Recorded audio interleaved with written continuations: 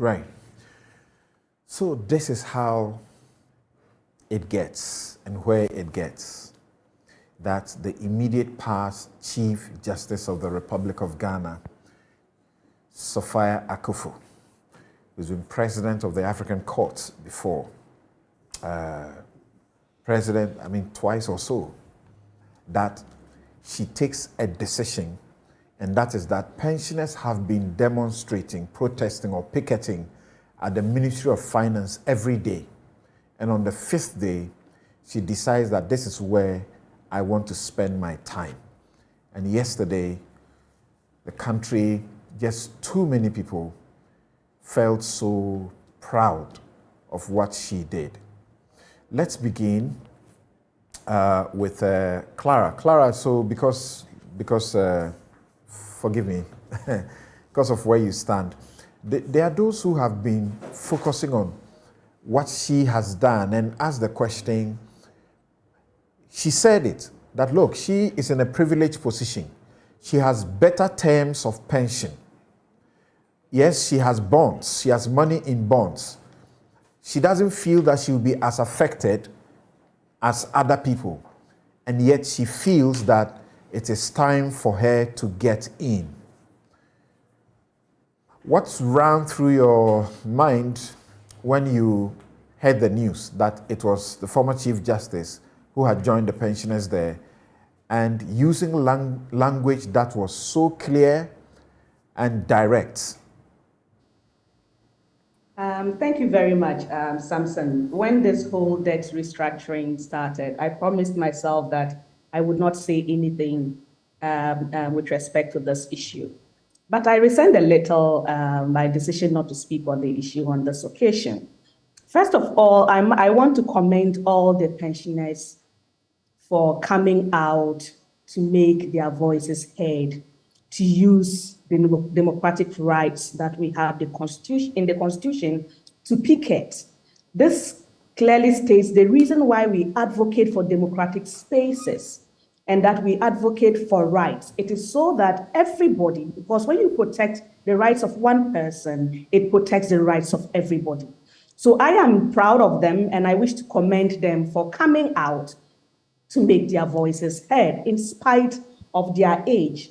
I also want to commend the former Chief Justice for using a powerful voice that she has for the greater public good, for a lot of other people who may be voiceless. So I commend the Chief Justice highly for joining in picketing and then capturing saliently and very well articulated with conviction the pain of the pensioners in this situation. Look, the measure of every society, we know, is how it treats its vulnerable. And I think the former Chief Justice captured it in the best ways that I could imagine. We just can't throw our vulnerable under the bridge. These are people who are old. Then we just go after, because this is more or less really, it's very similar to going for somebody's property because you can. It's because you have the power to do so. We should be protecting our vulnerable, the vulnerable in society, rather than taking advantage of them because we think they don't have what it takes to fight for their rights. So I want to commend the former Chief Justice and the pensioners for this very bold step that they have taken. It could not have been easy, particularly for someone in her position, to speak the way that she did. So I want to say thank you to the former Chief Justice Sophia Akufo for using her voice when it matters the most for the benefit of all pensioners in the country. And look, like she noted, I hesitated. Part of the reason I didn't want to speak is you don't want people to come and ask you, you are a lawyer, are you an economist? But there are some of the things that, yes, as lawyers, we are good at asking questions and at relevant questions. The question the former Chief Justice also noted is, it is not as if you came out to us and said, look, this is where we are. We are looking for ways to go out of there. These are the options that we have. These are the gifts and takes. These are the positives of this option and the negatives of this option. So looking at all of these options, this is what we think will work the most. I haven't seen that. You've just come with, well, this is what we want to do. So yeah, you come on board.